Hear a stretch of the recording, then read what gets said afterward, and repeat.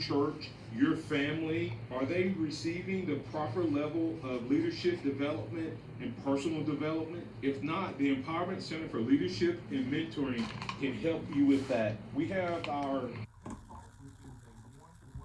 our lunch and learn, which we can customize to meet your needs, or we have some topics that we present that we know can help your organization. And if you're looking for one-on-one mentoring and coaching, we can also assist.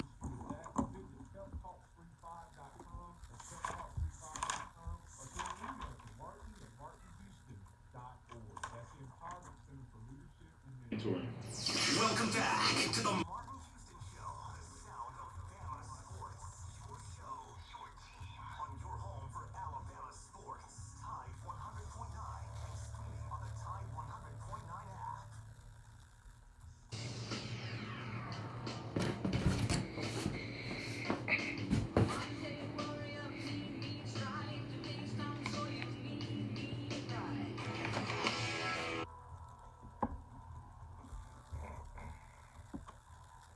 Southmark Design, the official outfitter of the Martin Houston Show. Stop by and see Scott Smith and his team. Southmark Design, 205-292-4680. You can give Scott a call. If you're looking to build, brand, grow your business, Southmark Design can assist you with that. SouthmarkDesign.com.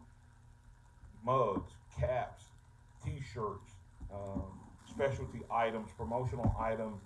They have it all at Southmark Design, and they will take care of you and have you looking good. They can also assist with logo design. The official outfitter of the Martin Houston Show, that's Southmark Design. Scott Smith and his team look forward to your call. Once again, 205-292-4680. All right. We were going to break there. We were talking about Charlie Strong, and is Charlie Strong going to land?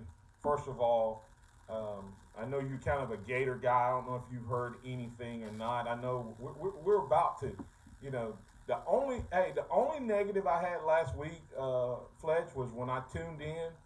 The first thing I saw on Facebook Live was a big, huge, ugly green alligator. And see, if the people are tuning in on Facebook Live right now, they see Alabama Crimson Tide with a big red elephant. So other than that, you did a great job. I think somebody even commented on it. But either way, have you heard any inside scoop on whether or not there's any legitimacy to whether Dan Mullins is going after him as an analyst, or is Dan Mullins willing to make some coaching staff changes in terms? Didn't he lose his defensive coordinator this offseason?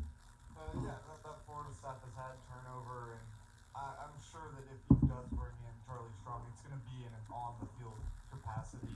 Haven't heard anything that would specifically back that up, but that would just be my gut reaction to knowing that Florida is pursuing some type of deal with them.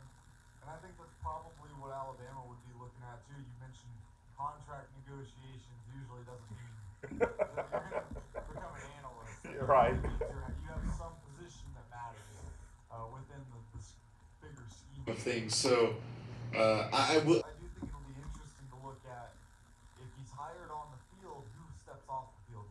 Who's the guy who goes up and no longer has that on the field position?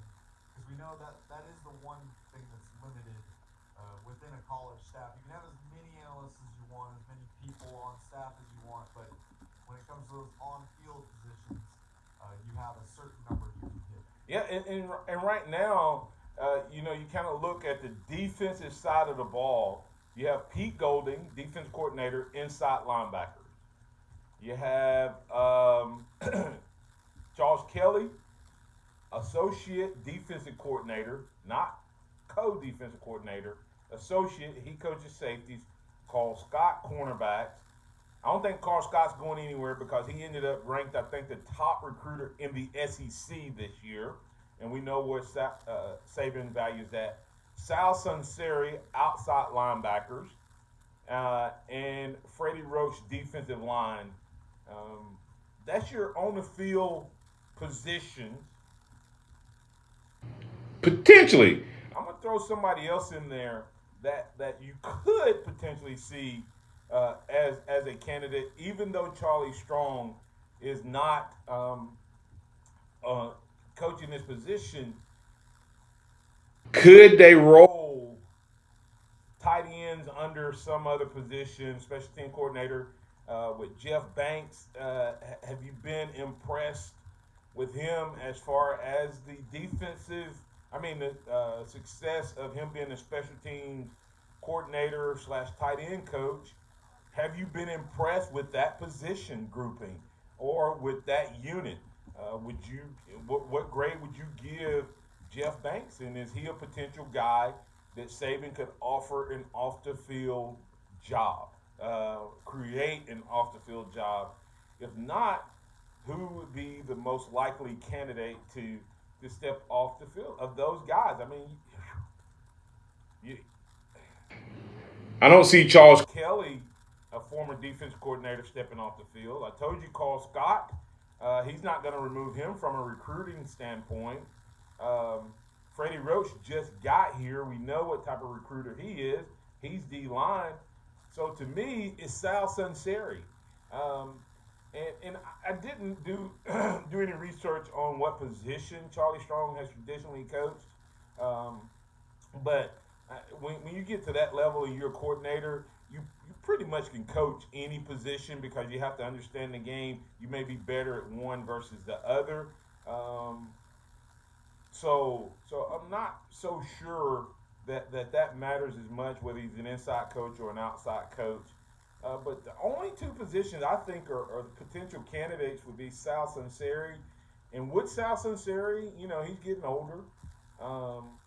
He wanted to get back here. He got his boys back into coaching. Vinny's coaching now, and Tito is coaching. So would Sal Sunseri potentially take an off the field role, or is he one of those guys? I kind of find it hard to see him as an administrator, but hey, you never know. So Fletch, when you look at it, which one of these guys, if he's gonna make this move, if he's not getting rid of Golding, that's kind of, I'm making that assumption that he's not getting rid of Golding. Or could he put Golding in an administrative role to learn with the intentions of bringing him back to the field? I don't think once you make him the defensive coordinator, and this has always been the issue that I've had with the whole situation surrounding him is, yes, ideally you would have him take a back seat, make sure that he's ready, and then move him back into the role. But that rarely is going to work. I think once, especially when he's making $1 million and something. Once you name him DC, I think he's got to be a DC. But a co-defensive coordinator, that could work. Now, you can do something like that. So Charlie Strong, I'm looking at, just looked it up here. It looks like he's coached a lot of linebackers, a couple times defensive ends. One time he coached wide receivers. Who knows? Yeah. Maybe we'll bring him on the offensive side. Have a defensive Maybe. coordinator, wide receivers. Then he may be able to coach Jeff Banks. I mean, no, I think he's going to be on the defensive side of the ball. But other than those two, so who do you think is the most likely candidate? Is it Sal Sunseri? If he's going to be co-defensive coordinator, somebody has to come off the field. I do think Sal's probably the most likely candidate. He's the guy who came in here almost in a mentorship role from the start, and I think he's coaching the position that they have the most experience coaching as a collective group, probably. And Nick Saban, of course, very good at coaching wherever he needs to be on the defensive side as well. So I think he's the most likely guy to take that kind of step back and be more administrative. Yeah, and the only reason I say Jeff Banks wouldn't be is because to me, Jeff Banks, of all of these coaches, would you kind of give him the lowest grade so far? When you look at positions and how they perform, Pete Golding as an inside linebacker coach, I think they struggled, but he's going to get the benefit of having to play two true freshmen, and one of them didn't show up on campus until camp started. The other one 3 weeks before the season was expecting to be a backup in both of those. But from a tight end standpoint, were you disappointed with tight end play last year? And was that because of the talent, injuries, etc.?